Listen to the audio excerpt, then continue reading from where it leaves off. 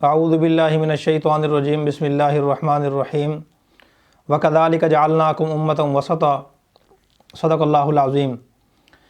میرے انتہائی واجب الاحترام دوستوں اور بھائیوں، کافی دنوں کے بعد پھر دوبارہ آپ کی خدمت میں حاضری ہوئی ہے، اور آج بھی میں ایک اہم پیغام اور ایک اہم بات، قیمتی بات آپ کی خدمت میں عرض کرنا چاہتا ہوں۔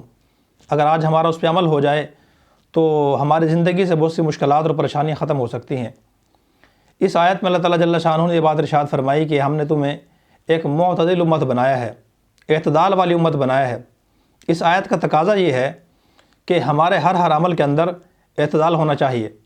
مثال کے طور پر عقائد میں، عبادات میں، معاملات میں، معاشرت میں، اخلاقیات میں اور دین کے جتنے بھی شعبوں میں کام کرنے والے لوگ ہیں ان کے لیے بھی اس میں سبق ہے۔ مثال کے طور پر دعوت و تبلیغ میں، درس و تدریس میں، تصنیف و تالیف میں، وعظ و نصیحت میں، اور دنیا کے جو کام ہیں، مثلا کھانے پینے میں، سونے اور جاگنے میں، کسی کی تعریف کرنے میں، کسی پہ تنقید کرنے میں، دوستی اور دشمنی میں، ہر چیز میں، کمانے میں اعتدال ہونا چاہیے۔ بے اعتدالی، افراط اور تفرید اور غلو، اس سے اللہ تعالیٰ جل شانہ نے اور اللہ کے رسول صلی اللہ علیہ وسلم نے منع فرمایا ہے۔ لیکن افسوس یہ ہے میرے دوستوں اور بھائیوں، آج ہماری زندگی میں اعتدال نہیں ہے، چاہے وہ دیندار لوگ ہوں یا دنیا دار لوگ ہوں۔ کام چاہے دین کا ہو، کام چاہے دنیا کا ہو، ہم جو بھی کام کرتے ہیں اس میں ہم یا تو افراط کا شکار ہو جاتے ہیں یا تفرید کا شکار ہو جاتے ہیں۔ بعض اوقات غلو ہم کرتے ہیں اور بعض اوقات اعتدال سے آگے بڑھ جاتے ہیں، جو کہ اچھی چیز نہیں ہے۔ قرآن کریم میں اللہ پاک جل شانہ نے اہل کتاب کے بارے میں فرمایا، یا اہل الکتاب لا تغلوا فی دینکم، اے اہل کتاب تم اپنے دین کے اندر غلو پیدا نہ کرو، غلو سے کام نہ لو، اعتدال سے کام لو۔ آج ایک واقعہ عرض کر کے ایک صحابی کا، اس سے جو سبق حاصل ہونے والا جو سبق ہے وہ عرض کرتا ہوں۔ حضرت عمرو بن عاص رضی اللہ عنہ آپ صلی اللہ علیہ وسلم کے جلیل القدر صحابی تھے، جلیل القدر۔ انہوں نے اپنے بیٹے عبداللہ بن عمر کی شادی کی، تو کچھ دنوں کے بعد ان کے دل میں خیال آیا کہ اپنی بہو سے پوچھوں کہ میرے بیٹے کو انہوں نے کیسا پایا، ان کا آپ کے ساتھ رویہ کیسا ہے، سلوک کیسا ہے، برتاؤ کیسا ہے، کیسا پایا تم نے ان کو؟ تو فرماتے میں نے ان سے پوچھا تو میری بہو نے اس طریقے سے بات کی کہ ان کی تعریف بھی کر دی اور دبے لفظوں میں شکایت بھی کر دی۔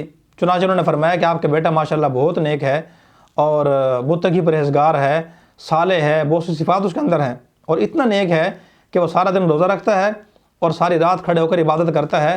جب سے ہماری شادی ہوئی ہے اس کو ہمارے پاس ہمارے بستر پہ آنے کے لیے ٹائم ہی نہیں ہے، ہمارے ساتھ بیٹھ کر دل لگی کی بات کرنے کے لیے فرصت ہی نہیں ہے۔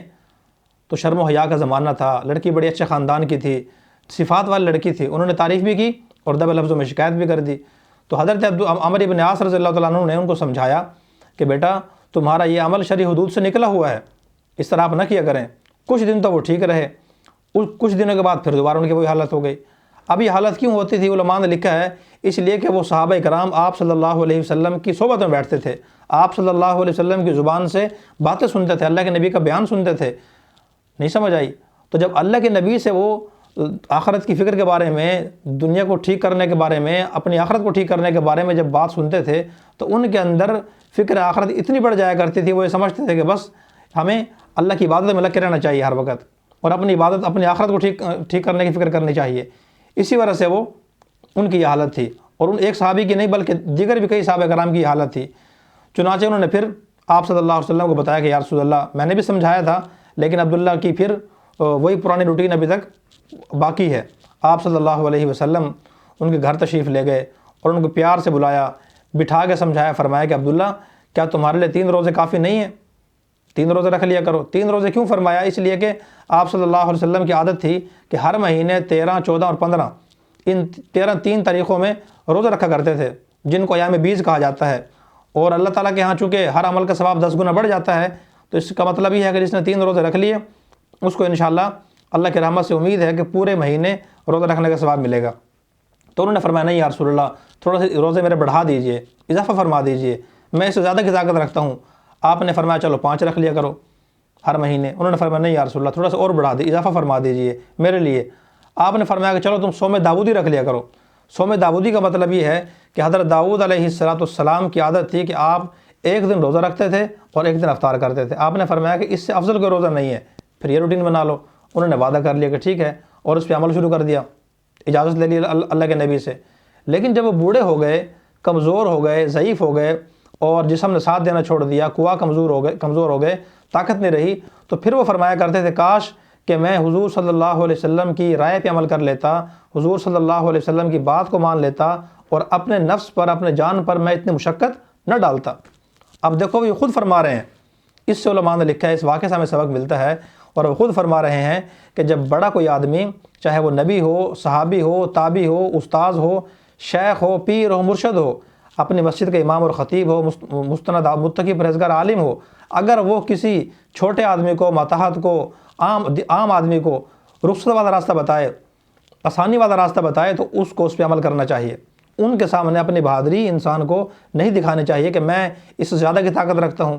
اب دیکھیں، ایک نبی کے اندر ہم نے بڑوں سے سنا ہے کہ 40 جنتی مردوں کے برابر طاقت ہوتی ہے۔ اب حضور صلی اللہ علیہ وسلم کی عادت تو یہ نہیں تھی کہ حضور صلی اللہ علیہ وسلم ہر روز روزہ رکھیں، حالانکہ رکھنا چاہتے تو رکھ سکتے تھے، اس لیے اللہ کے نبی کو پتہ تھا کہ جب بوڑھے ہو جائیں گے، طاقت نہیں رہے گی، نہیں رکھ سکیں گے، اس لیے آپ نے شروع ہی میں یہ مشورہ دیا کہ آپ نہ رکھا کرو اس طرح۔ لیکن حضرت عبداللہ بن عمر نے فرمایا کہ نہیں یا رسول اللہ، میں اس سے زیادہ کی طاقت رکھتا ہوں۔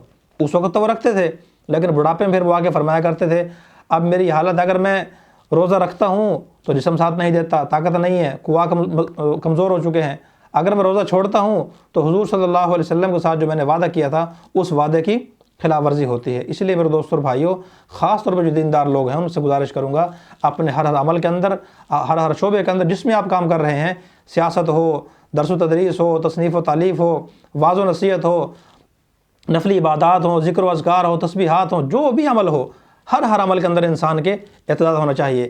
بے اعتدالی سے انسان کو